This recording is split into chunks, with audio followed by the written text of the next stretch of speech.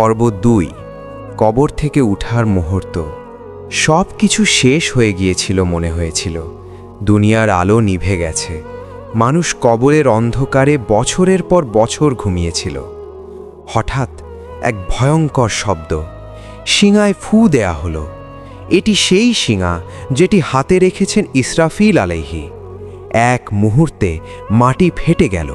কবর ভেঙে মানুষ বের হতে লাগল। কেউ হতবিভল, কেউ আতঙ্কিত, কেউ বলছে, কে আমাদের ঘুম থেকে জাগালো?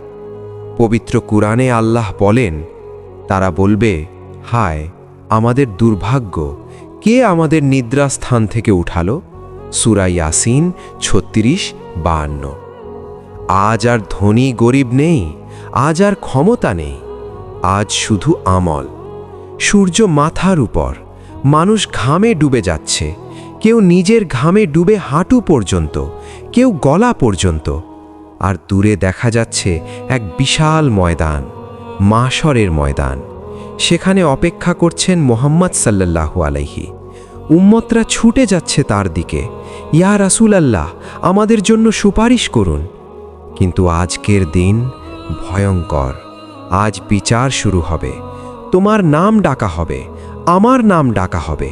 প্রশ্ন হবে নামাজের হিসাব, রোজার হিসাব, হারাম হালালের হিসাব, মায়ের চোখের পানির হিসাব।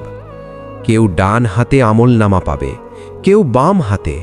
যার ডান হাতে সে হাসবে, যার বাম হাতে সে কাঁদবে। আজ সিদ্ধান্তের দিন। আজ আর ফিরে যাওয়ার সুযোগ নেই।